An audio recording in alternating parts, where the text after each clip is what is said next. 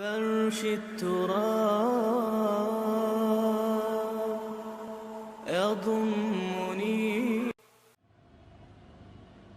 اور اس کا ظاہر اس میں سب سے پہلے انسانی ہمدردی، اور اس ہمدردی کی بنا پر وہ مال جو بہت محبوب ہے خرچ کرنا، درد دل کے واسطے پیدا کیا انسان کو، ورنہ طاعت کے لیے کچھ کم نہ تھے کروبیاں. اگر یہ نہیں ہے تو کچھ نہیں. حضور نے فرمایا من یحرم الرفق فقد حرم الخیر کلہ. جو شخص دل کی نرمی سے محروم ہو گیا وہ کل کے کل خیر سے محروم ہو گیا. کسی کو دکھ میں دیکھو اور اس پوزیشن میں ہو کہ تم اس کا کوئی مداوع کر سکو اور نہ کرو، پھر تم چاہے مفسر ہو، محدث ہو، نیک نہیں ہو. تم عابد ہو سکتے ہو، زاہد ہو سکتے ہو، تم مفسر ہو سکتے ہو، محدث، نیک نہیں ہو سکتے. من یحرم الرفق، رفق کہتے ہیں نرمی. رفیق ہمارا ساتھی، دم ساز. ظاہر بات ہے آپ کو دکھ ہوگا، آپ کے رفیق جو ہے اس کے اپنے دل میں محسوس کرے گا آپ کے درد کو. ہم درد کسے کہتے ہیں؟ ہم درد، ان کا درد مشترک ہے. ہم عصر ایک زمانے کے لوگ، ہم جماعت ایک جماعت میں پڑھنے والے، ہم درد. خنجر چلے کسی پہ تڑپتے ہیں ہم امیر، سارے جہاں کا درد ہماری جگر میں ہے. اگر یہ رفق نہیں ہے، اگر یہ ہمدردی نہیں ہے، اگر کسی کو دکھ میں دیکھ کر آپ تڑپ نہیں اٹھتے، اگر اس کی مدد کرنے پر قادر ہو اور نہیں کرتے تو کل خیر سے محروم ہے. پڑھے جاؤ نمازیں اور تہجدیں، کچھ حاصل نہیں ہوگا. اس پر جو آخری آیت قرآن کی ہے، لن تنالوا البر حتى تنفقوا مما تحبون، اس سے زیادہ کیٹیگوریکل سٹیٹمنٹ اور کیا چاہیے. لن کے ساتھ جو نفی ہوتی ہے فعل مضارع میں، انتہائی مؤکد. ہرگز نہیں پہنچ سکتے نیکی کے مقام کو جب تک کہ خرچ نہ کرو ان میں سے جو چیزیں تمہیں پسند ہیں. قمیض پھٹ گئی ہے، بوسیدہ دے دو کسی کو، یہ نہیں ہے خیرات و صدقات، بلکہ جو تمہیں محبوب ہو. لن تنالوا البر، بر کے مقام تک نہیں پہنچ سکتے. پھر میں کہہ رہا ہوں عابد ہو سکتے ہو، زاہد ہو سکتے ہو، علم کا معاملہ ہے، محدث ہو سکتے ہو، مفسر ہو سکتے ہو، فقیہ ہو سکتے ہو، مفتی ہو سکتے ہو، سب کچھ ہو سکتے ہو. قرآن مجید کی روح سے نیک نہیں کہلا سکتے. وَآتَ الْمَالَ عَلَى حُبِّهِ. اب اس میں جو ترتیب میں نے کہا تھا، الْأَقْرَبُ فَالْأَقْرَبُ، الْأَقْرَبُ فَالْأَقْرَبُ، سب سے پہلے ذوی القربیٰ. اور اس میں اکثر و بیشتر ہم سے کوتاہی ہوتی ہے. دور دراز کے لوگوں کے ساتھ نیکی ہو رہی ہے، سگے بھائی کی بیوہ اور یتیم بچے جو ہیں وہ محروم ہیں. انہوں نے اس وقت یہ کر دیا تھا، یہ کر دیا تھا. ظاہر بات ہے کہ رشتہ داروں سے تو شکایتیں ہوتی ہیں، یہ تو ہمیشہ ہمارے مخالف رہے ہیں جی، ان کی ہم کیسے مدد کریں. اگر تو اللہ کے لیے دینا ہے تو پہلا حق ان کا. من احب للہ وابغض للہ واعطى للہ ومنع للہ، اللہ کے لیے دیا ہے اگر تو اپنے اس نفس کے جو انتقام کا جذبہ ہے اس کو کچلو، اور جس کا سب سے پہلا حق ہے اس کو پہنچاؤ. حق بحقدار رسید. ذوی القربى والیتامى، جو بے سہارا رہ گئے، باپ کا سایہ نہ رہا. والمساکین، مساکین کسے کہتے ہیں؟ مسکنت کہتے ہیں کم ہمتی. آپ کو معلوم ہے آج کل ایک مرض کہلاتا ہے نیورستھینیا. آدمی دیکھنے میں ہٹا کٹا ہے، صحت مند ہے، لیکن اندر سے اس کی کوئی ہمت ایسے جواب دے گئی ہے کچھ کر ہی نہیں سکتا. وہ ہے مسکین.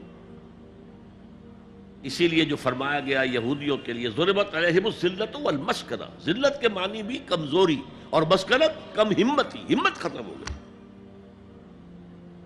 تو جو اپنے پاؤں پر نہیں کھڑا رہ سکتا اس وجہ سے کہ اس میں وہ ہمت کم ہو گئی ہے، وہ بھی مستحق ہے. وابن السبیل، اور مسافر.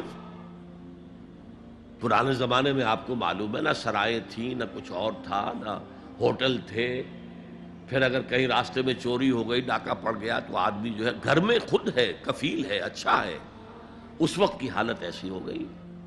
ہمارے ہاں بیگرز نے اسی کو ایک بہت بڑا بہانہ بنایا ہوا، جی میں آیا تھا وہاں سے اور یہاں سے اور میری جیب کٹ گئی، سب کچھ چلا گیا، اب مجھے واپس جانے کے لیے کرایہ چاہیے. اکثر و بیشتر جھوٹے کیسز ہوتے ہیں. اگر آپ کسی کو پکڑ لیں اور ساتھ لے کر کہیں تحقیق کراؤ تو وہ بھاگ جائے گا، پھر نہیں آئے گا اس مسجد میں. لیکن یہ کہ ابن السبیل یہ بھی ایک کھاتا ہے. والسائلین یہ ذرا تفصیل طلب معاملہ ہے. اسلام کی تعلیم بڑی متوازن ہے. ایک طرف سوال کی مذمت ہے، مت اپنا دستے سوال دراز کرو کسی کے سامنے. جو شخص ہاتھ پھیلاتا ہے مانگنے کے لیے، وہ اپنی عزت نفس کو ہتھیلی پر رکھ کر آپ کے سامنے پیش کر رہا ہے، اور آپ ٹھوکر مار دیتے ہیں اس کی عزت نفس کو. مانگو اللہ سے. اللہ کسی کے دل میں ڈالے تمہاری ضرورت پوری کر سکتا ہے، بغیر اس کے کہ تم کسی کے سامنے دستے سوال دراز کرو. تو سخت مذمت ہے. اور خاص طور پر بیگری جو ایک انسٹیٹیوشن بن گیا ہے، ایک پیشہ بن گیا ہے، وہ تو اسلام کی تعلیمات کے منافی ہے. اور جس طرح کی ہم خیرات بانٹتے ہیں، 5 روپے کا نوٹ دے رہے ہیں مانگنے والوں کو، مسجدوں کے باہر سمجھ رہے ہیں ہم نے حاتم طائی کی خبر کو لات مار دی، حالانکہ حقیقت میں آپ انسٹیٹیوشن آف بیگری کو سپورٹ کر رہے ہیں. کسی ایک کو لے لو، آؤ چلو مجھے اپنا گھر دکھاؤ، مجھے بتاؤ تم واقعی اس قابل ہو یا نہیں ہو، اور پھر اس کی مدد کریں، لمسم کریں. پھر وہ 5 روپے نہیں ایسی دیں کہ وہ کچھ اپنے پاؤں پر کھڑا ہو سکے. میں نے 1 روپیہ نہیں کہا، آج دیکھیں 1 روپیہ تو اب کوئی شے نہیں رہی، لیکن یہ کہ 5 روپے کا نوٹ بھی آپ نے تقسیم کرنے شروع کر دیے، یہ کیا ہے؟ والسائلین وفی الرقاب. لیکن دوسری طرف سائل کو جھڑکنا نہیں ہے. اما السائل فلا تنہر، جھڑکو نہیں. اچھا بھائی نہیں، معاف کرو میرے پاس اس وقت آپ کی مدد کے لیے کچھ نہیں ہے، میں کچھ نہیں کر سکتا. تو ان دونوں کے درمیان اصل میں معاملہ ہونا چاہیے. بلکہ یہاں تک بھی فرمایا سائل کو ضرور دو، چاہے وہ گھوڑے پر سوار ہو کر تمہارے دروازے پہ آیا. کیا پتا اس کی واقعی الجھن کیا ہے. تو سوال کی مذمت اور سائل کو جھڑکنے کی ممانعت. حتی الامکان خالی ہاتھ نہ لوٹاؤ. اس نے اپنی عزت نفس اپنی ہتھیلی پر رکھ کر تمہاری سامنے پیش کر دیا، اسے ٹھوکر نہ مارو. لیکن جیسا کہ میں نے عرض کیا، یہ انسٹیٹیوشن آف بیگری جو ہے یہ ایک علیحدہ شے ہے بالکل، اس کا اس سے کوئی تعلق نہ سمجھیے. وفی الرقاب، رقاب جمع ہے رقبہ، گردن. فک رقبۃ او اطعام فی یوم ذی مسغبۃ یتیما ذا مقربۃ او مسکینا ذا متربہ. فک رقبۃ، کسی کی گردن چھڑا دینا. اس وقت سب سے بڑی اپلیکیشن اس کی تھی غلاموں کو، کنیزوں کو اپنے پیسے سے خرید کر آزاد کر دینا. بہت بڑی نیکی، بہت بڑی نیکی. اور حضرت ابو بکر رضی اللہ تعالیٰ عنہ کے دفتر فضائل میں سب سے اونچا کام یہ ہے کہ جن غلاموں کو اور جن کنیزوں کو ستایا جا رہا تھا، دیئر اونرز، دیئر ماسٹرز، ان کے آقا کو حق حاصل تھا، جو چاہے کریں ان کے ساتھ، قتل کر دے کوئی پوچھنے والا نہیں ہے. میں پہلے بھی عرض کر چکا ہوں، میری ملکیت ہے، جیسے میری بکری میری ملکیت ہے، میں نے اس کو ذبح کیا، گوشت کھا لیا، تم کون ہوتے ہو پوچھنے والے؟ میرا غلام تھا، میں نے قتل کر دیا، تم کون ہو پوچھنے والے؟ ان کو حضرت ابو بکر نے خرید کر آزاد کیا اور منہ مانگے دام دیے. حضرت بلال کے لیے امیہ ابن خلف نے اتنی بڑی رقم مانگی، حضرت ابو بکر نے کہا ٹھیک ہے لو.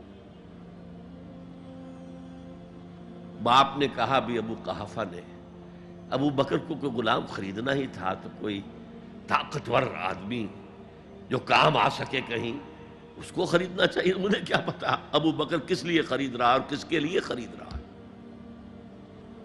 آج کے دور میں اس کی اپلیکیشن ہوگی، کوئی شخص جو ہے اگر قرض میں اس طرح جکڑا جائے کہ لاکھ ہاتھ پاؤں مارے نکل نہیں سکتا، اس کو کوئی لمپ سم مدد دے کر اس قابل کیا جائے کہ وہ پھر اپنے پاؤں پر کھڑا ہو جائے. یہ نہیں کہ اسے آپ ہر مہینے کچھ رقم دیتے رہے مینٹیننس کے لیے، نہیں، اس سے تو وہ اسی پوزیشن میں رہے گا. یہ بعض مائنورٹی کمیونٹیز کے اندر یہ معاملہ موجود ہے. کوئی بھائی اگر گر گیا ہے کاروبار میں تو اس کی پھر ایسی مدد کی جائے کہ وہ پھر آپ کی صف میں آ کر کھڑا ہو جائے، respectable members of your community, وہ اس شکل میں پہنچ جائے. یہ بھی فک و رقبۃ اس کی ذیل میں آج کل آئے گا.